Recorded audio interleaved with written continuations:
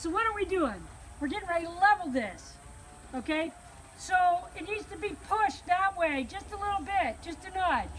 So what are we doing?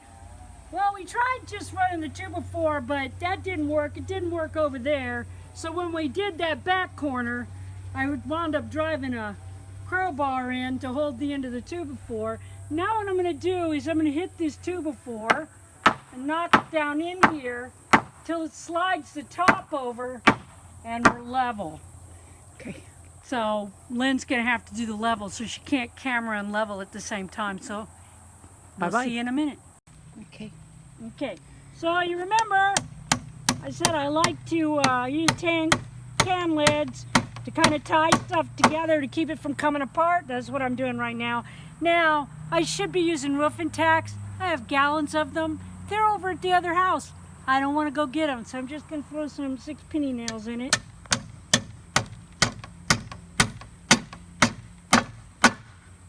And basically what that's going to do is keep those boards from ever prying apart. I'm getting ready to take the tension off from straightening the wall, which, by the way, what I did, that's one of the reasons I meant to bend that. Yeah, of course, it's good and strong that way. It's not going to show. No. So it doesn't. So one of the reasons I didn't want to pour the concrete is because of what I just did to straighten this whole building. It was easy. I didn't have to stand and dick with it and then worry that it was all unstraight. If I had it in concrete already and realized it wasn't level, I wouldn't be able to fix it. Or I would, but I'd have to do all kinds of shit that I didn't have to do. So far, this has turned out to be a really good plan. We'll see how it comes out, but so far, it has seemed to work really, really well. And those are can lids that we've talked about before. Yeah, these are can lids. I told you this is what I do with them. I'll probably use hundreds of them on this before we get done. But the idea is that they just kind of hold it together, keep it from coming apart. It's kind of like a bracket.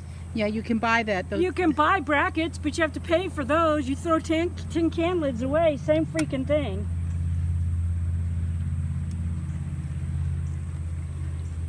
So it's just, I'm just putting some nails in there to hold them so that they just kind of make another little bit of added strength, keep boards from pulling apart and shit.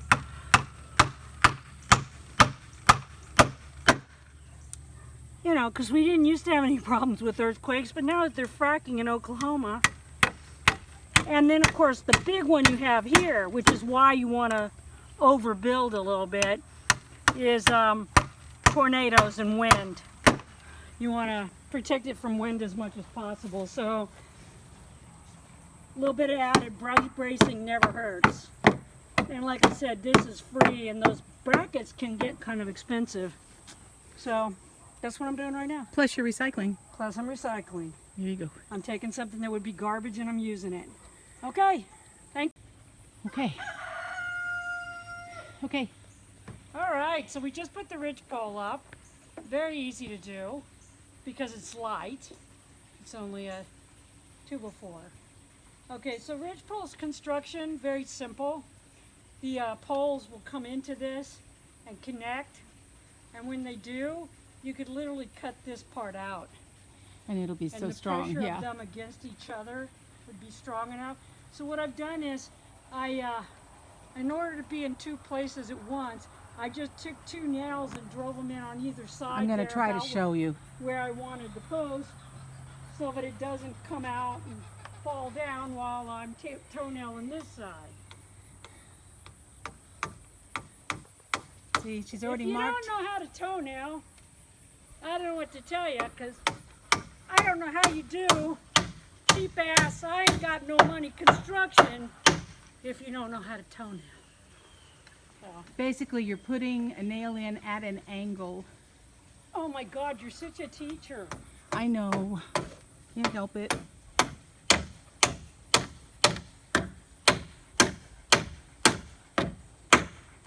That's hard because I need to be left-handed, and although while I'm ambidextrous, I've never been able to drive nails worth of shit with my left hand. I think it's cool the way you found that that crotch in that branch. Yeah, to hold it up. To hold it up. Yep. I you might show them that too. I left a lot of the branches on a lot of my poles. Me and my son, the genius, we always do that because you never know when you're building where you might need a little handy hook. So if you'll look, I've got that one there will hold my milk bucket. This one here will hold my milk bucket if Or I your like. jacket. I got one in there that I can hang stuff on when I'm working with the goats. So it's just a little handy extra. And you've got these poles extra long right now until you know exactly what angle to cut When them. I get the front 2x4 on, when I get the front 2x4 on the way I want it, then I'll cut them off even with that. And then I won't have to wonder if I've got them cut correctly. Exactly, that's perfect. It'll be what we like to call chainsaw perfect. Chainsaw perfect is the width of your chainsaw. So however long the chain is, that's chainsaw perfect. Everything comes down to that. Okay, so, and I'm going to take a can lid and put over this right now. But first I got to do that end down there. I said right now. That was stupid. I blame Lynn. Of course. You know, because she's standing here. I'm in And this. don't lie, people. That's what you do to your mate, too. You blame them because they're there. If they didn't want to be blamed, they shouldn't be there all the time. Jesus Christ. There you go. They're bugging the shit out of you. Just admit it.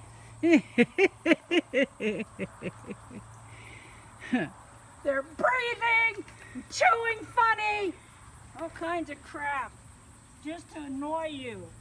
Oh, is that why you do it? No, that's why you do it. Oh. I think you're forgetting I'm practically perfect. No, in every what's way. with that practically? You told me there was no practically. Oh, that's right. There's no practically. I am fucking perfect in every way. There you go. You're such a lucky, lucky girl. Yes, I am.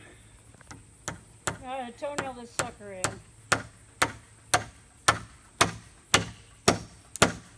But I was thinking I was going to have Lynn come up here and hang by her toenails, and Lynn is not good on ladders.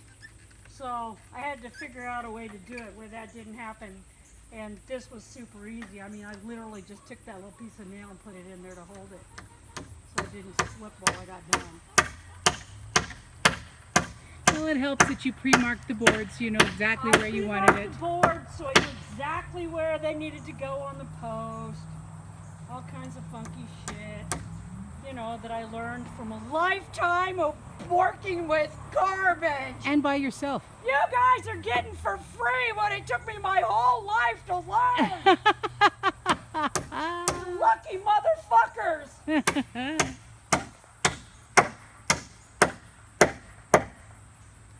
I always tell everybody I went to school of hard knocks, but I only graduated with a step stool. Nice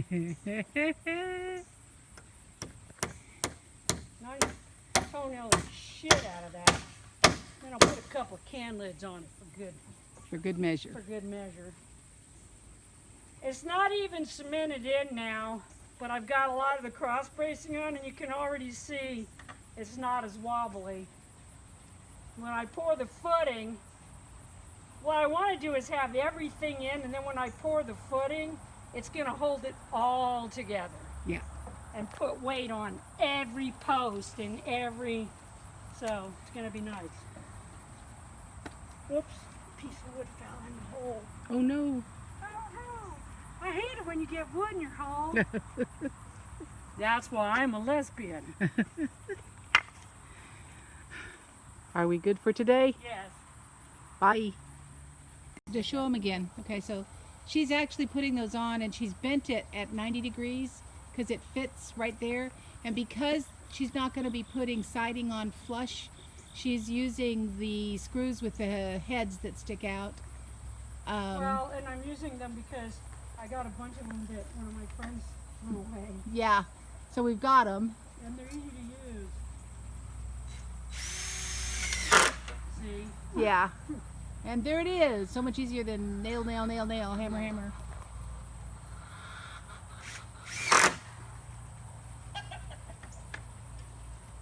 And they're literally, she's literally made brackets out of those lids by bending them at 90 degrees. So she's got one on the other side of that 2x4, and she's put one on this side of that 2x4, and she'll do the same thing at the other end. And when I get done, it should be super strong. And what it basically does is it's just one more thing to keep the wind from coming in and ripping off your roof. Right. There's just another way to keep your roof from getting ripped off in a windstorm is all. And it's easy to do, and it's free, so there you go.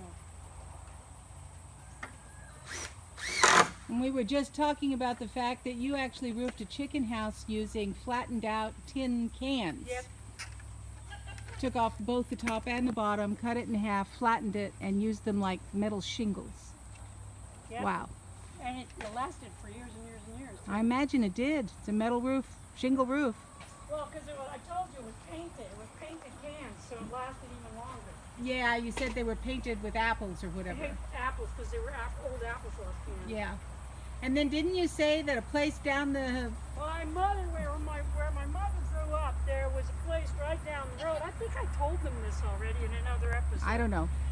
There was a place right down the road. The entire roof of the entire house was old oil cans that they had opened up. And used like massive shingles, huge shingles. Used like shingle. Well, they're not massive. Well, no, they'd be about the same oil kind. Cans were about about the size of a gallon can. And we've opened up gallon cans and used them for tin too, me and my family. Huh. Not that we've always been broke or anything. That's cool. I just wanted to include that.